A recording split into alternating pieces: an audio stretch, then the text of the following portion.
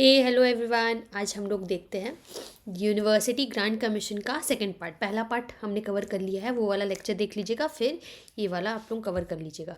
तो सबसे पहले देखिए टाइप्स ऑफ यूनिवर्सिटी कौन कौन सा रिकॉग्नाइज्ड है अंडर द यूजीसी। इससे पहले वाले लेक्चर में हम लोगों ने हिस्ट्री कवर किया हुआ था यूजीसी का, जो 1944 सर्जेंट रिपोर्ट से उसके बाद वाला का पूरा हिस्ट्री कवर हुआ है। तो कौन कौन सा टाइप ऑफ यूनिवर्सिटी है जो यूजीसी रिकॉग्नाइज करता है। पहला तो है सेंट्रल यूनिवर्सिटी।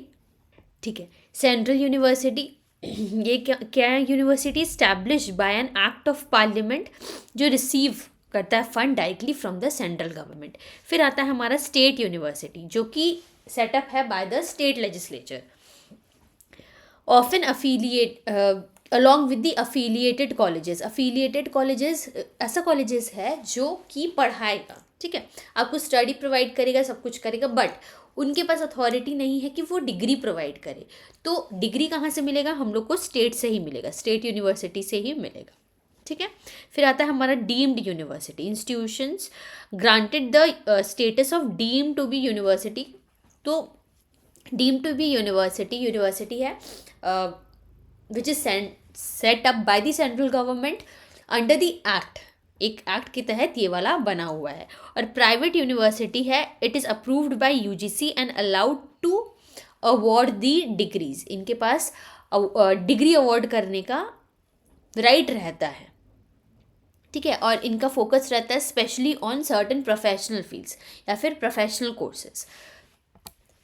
अब देखिए ऑब्जेक्टिव्स ऑफ द यूजीसी।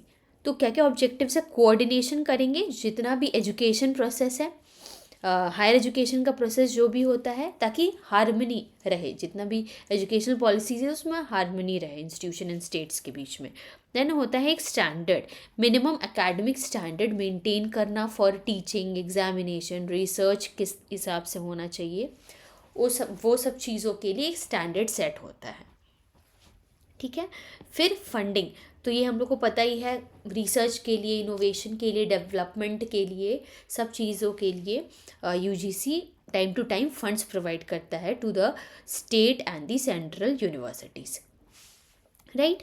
फिर आता है हमारा guidance, provide advice in both the central and the state government regarding education policy and the establishment of the institutions. Regulation, legitimate, recognise the legitimate जो सही universities है, while identifying unrecognised या फिर fraudulent institutions too. So time to time क्या होता है कि UGC list निकालते हैं कि कौन कौन सा फेक इंस्टीट्यूशंस है जहाँ हमें एडमिशन नहीं लेना है, हमें नहीं पढ़ना है, ठीक है। तो ये भी यूजीसी का ही काम रहता है।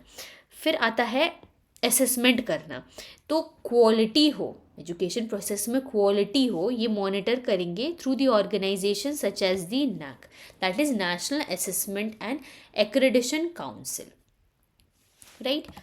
फिर होता है हमारा कोर फंक्शंस। क्या क्या कोर फंक्शंस है यूजीसी का? So recognising new universities and expand करना, जितने भी एग्जिस्टिंग यूनिवर्सिटीज़ हैं उन लोगों को एक्सपैंड करना, collecting and analysing data related to Indian and international higher education. फिर फेलोशिप प्रोवाइड करना, नेट के तहत जो हमारा जेआरएफ का फेलोशिप, नेट का फेलोशिप आता है, वो सब प्रोवाइड करना। फिर running educational initiatives like the Vyas, ठीक है, जैसे 24 आवर एजुकेशनल चैनल है। ये व्यास जो है 24 आवर एजुकेशनल चैनल है जो कि यूजीसी प्रोवाइड करता है।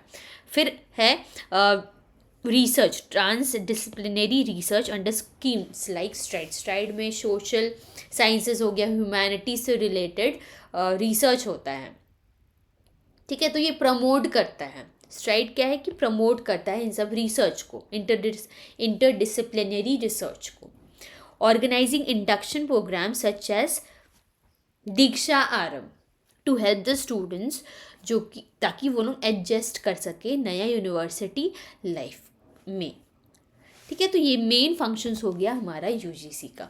अब कुछ क्रिटिसिजम्स भी है यूनिवर्सिटी का, यूनिवर्सिटी ग्रांट कमीशन का भी कुछ क्रिटिसिज्म है। क्या है कि decline of funding, a reduction in financial support for universities अगर यूनिवर्सिटीज़ को ठीक से नहीं प्रोवाइड करेगा, ये क्रिटिसिज्म है कि टाइम टू टाइम अगर नहीं प्रोवाइड होगा तो फिर एजुकेशनल स्टैंडर्ड है वो रिड्यूस हो जाएगा, क्वालिटी रिसर्च नहीं हो पाएगा।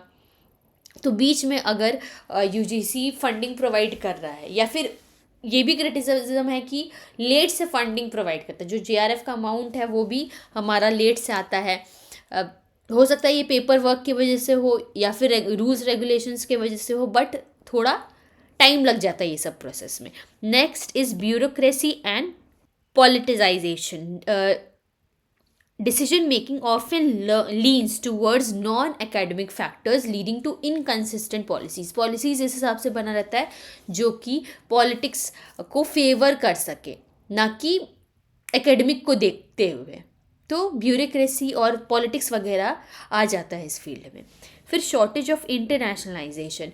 अब यूनिवर्सिटी ग्रांट कमीशन ना इंडिया ही के लिए है, ये क्या है कि इंटरनेशनलाइजेशन होने नहीं दे रहा है या अप्रूव नहीं कर रहा है, सपोर्ट नहीं कर रहा है ताकि इंटरनेशनलाइज हो।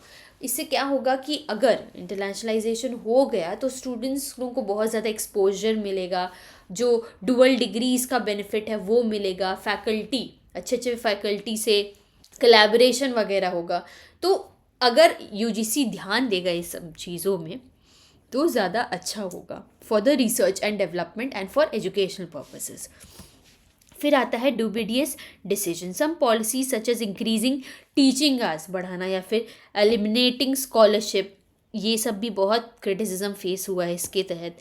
और जो रिफॉर्म आया है, रिफॉर्म एजुटेशंस क्या है, वही HECI आया गया है, aims to replace the UGC, है ना, ताकि ज़्यादा अच्छा से गवर्नेंस हो और क्वालिटी एजुकेशन प्रोवाइड हो।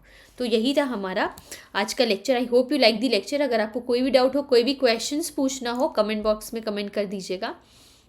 आई would love to give a reply to that. So मिलते हैं हम लोग नेक्स्ट लेक्चर में एंड हम लोग प्रीवियस क्वेश्चन सॉल्व करेंगे रिलेटेड टू दिस, ठीक है। So till then take care, bye bye and keep learning, keep studying.